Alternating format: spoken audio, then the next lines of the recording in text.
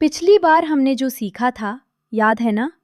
कि काम करो लेकिन फल की चिंता मत करो, बस अपना काम पूरे मन से करते रहो। हाँ, अर्जुन को कृष्ण ने कहा था, बिना सोचे कि जीतूंगा या हारूंगा, बस लड़ो। मुझे वो बात अच्छी लगी थी।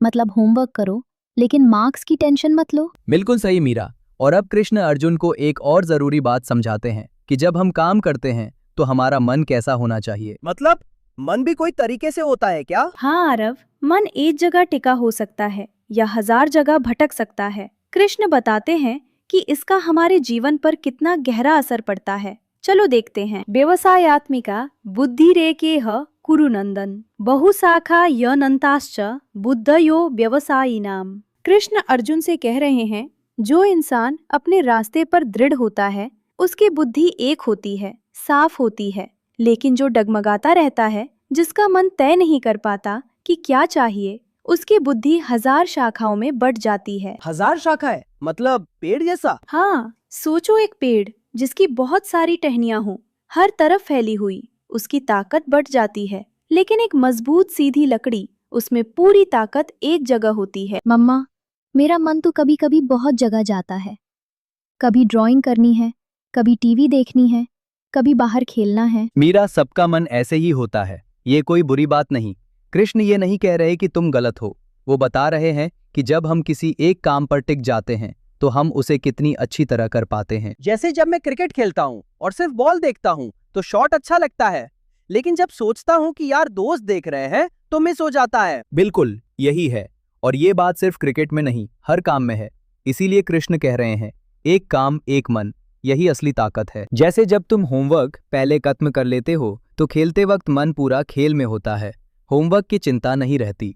यही है एक मन का फायदा। हाँ, जब मैं ड्राइंग पहले खत्म करती हूँ तो बाहर खेलते वक्त बहुत मजा आता है। देखा, कृष्ण यही समझा रहे हैं अर्जुन को, तुम्हारा मन एक होना चाहिए, अपने धर्म पर, अपने काम पर। बटा हुआ मन न तुम्हें शांति देता है न सफलता।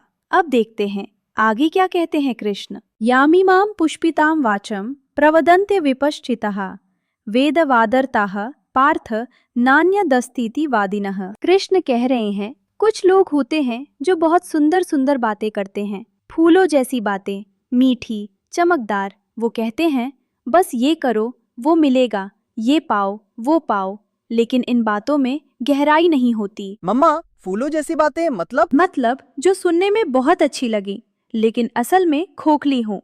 जैसे कोई कहे ये काम करो बहुत इनाम मिलेगा, और बस इनाम पर ध्यान हो, काम की असली अहमियत पर नहीं। जैसे जब कोई कहता है ये खाओ बहुत मजेदार है, लेकिन वो सेहत के लिए अच्छा नहीं होता। अरे, मीरा ने तो बिल्कुल सही पकड़ा, बिल्कुल ऐसा ही। कृष्ण यहाँ अर्जुन को समझा रहे हैं कि कुछ लोग सिर्फ फायदे की बात करते हैं, स्वर्ग मिलेगा, ये मिलेगा, वो मिलेगा, लेकिन असली सवाल तुम्हारे अंदर क्या हो रहा है उस पर ध्यान नहीं देते। तो कृष्ण उन लोगों से नाराज है? नाराज नहीं, वो बस ये दिखा रहे हैं कि ऐसी बातों में फंसने से अर्जुन का मन और बढ़ जाएगा।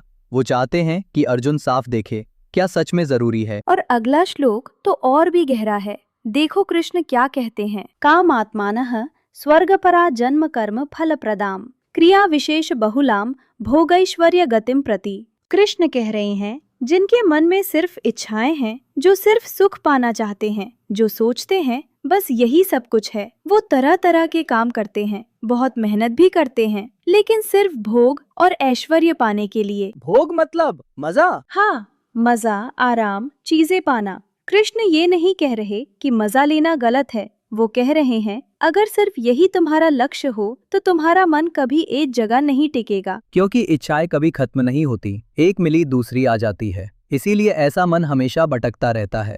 जैसे मुझे एक टॉय मिली, फिर मुझे दूसरी चाहिए, फिर तीसरी। हाँ बेटी, और इसमें कोई बुराई नहीं है कि टॉयज पसंद हो, लेकिन अगर हम सिर्फ अगली चीज के बारे में सोचते रहें तो जो हमारे पास है उसका मजा भी नहीं ले पाते। यही बात कृष्ण अर्जुन को समझा रहे हैं। चलो अब अगला श्लोक देखते हैं, जहाँ कृष्ण इस बात को और गहराई से खोलते हैं। भोगैश्वर्य प्रसक्तानाम तया पहरुत चेतसाम व्यवसायात्मिका बुद्धि ही समाधौ न विधीयते। कृष्ण कह रहे हैं, जो लोग भोग और ऐश्वर्य में बहुत ज्यादा डूबे हुए हैं, जिनका मन उन्हीं चीजों में खो गया है, उनमें वो दृढ़ बुद्धि नहीं आ पाती जो समाधि के लिए चाहिए। मम्मा, समाधि क्या होती है? समाधि ये एक ऐसी अवस्था है जहाँ मन बिल्कुल शांत और एकाग्र हो जाता है। जैसे पानी में हलचल न हो तो तुम नीचे तक साफ देख सकते हो, वैसे ही जब मन शांत हो तो हम सच को साफ देख पाते हैं। तो समाधि मतलब एकदम फोकस? हाँ मीरा, बहुत गहरा फोकस। और कृष्ण कह रहे हैं कि जब हम बहुत सारी चीजों में उलझे होते हैं तो ये गहरा फोकस नहीं आ पाता। पापा, तो क्या हमें कभी कुछ चाहना ही नहीं चाहिए? नहीं आरव, चाहना बुरा नहीं है। कृष्ण ये नहीं कह रहे, वो कह रहे हैं जब हम किसी चीज में इतने खो जाते हैं कि हमारा मन उसी का गुलाम बन जाए तो वो हमें कमजोर बना देता है। असली खुशी चीजों से नहीं आती, वो अंदर से आती है। यही इस श्लोक का सबसे जरूरी सबक है। अंदर से मतलब जब तुम कुछ अच्छा करती हो, कोई मुश्किल काम पूरा करती हो, किसी की मदद करती हो, तो जो खुशी मिलती है वो किसी टॉय से ज्यादा गहरी होती है। वो खुशी तुम्हारे अंदर से आती है। हाँ, जब मैंने मैथ का वो मुश्किल सवाल खुद सॉल्व किया था, उस दिन जो लगा था वो कुछ और था। बिल्कुल, और अर्जुन को भी यही समझाना था। अब देखते हैं कृष्ण का आखिरी श्लोक, जहाँ वो सबसे बड़ी बात कहते हैं। त्रैगुण्य विषया वेदा निस्त्रैगुण्यो भवार्जुन निर्द्वंदो नित्य सत्वस्थो निर्योग क्षेम आत्मवान। ये बहुत गहरा श्लोक है। कृष्ण कह रहे हैं, अर्जुन, तीनों गुणों से ऊपर उठो, द्वंद्वों से मुक्त हो जाओ। मतलब जो जोड़े हैं, गर्मी सर्दी, सुख दुख, जीत हार, इनसे मत डोलो। हमेशा अपने सत्व में, अपनी अच्छाई में टिके रहो।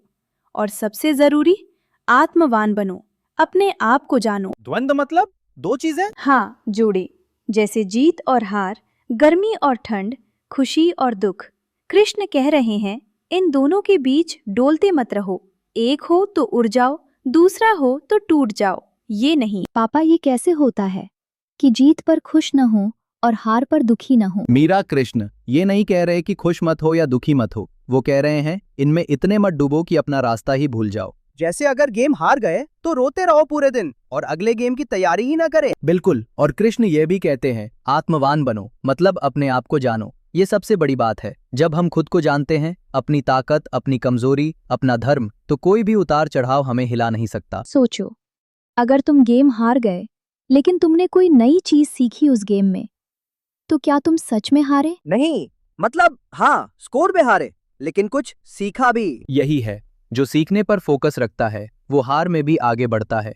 जो सिर्फ जीत हार में उलझा रहता है वो दोनों में भटकता है। यही शांति है जिसकी बात कृष्ण कर रहे हैं। और अर्जुन के सामने तो बहुत बड़ा द्वंद्व था, अपने प्रियजनों से लड़ना। कृष्ण उसे यही कह रहे थे, इस द्वंद्व में मत डूबो, अपने धर्म पर टिके रहो। पापा, तो अर्जुन को क्या लगा होगा ये सुनकर? यही तो सोचने वाली बात है आरव।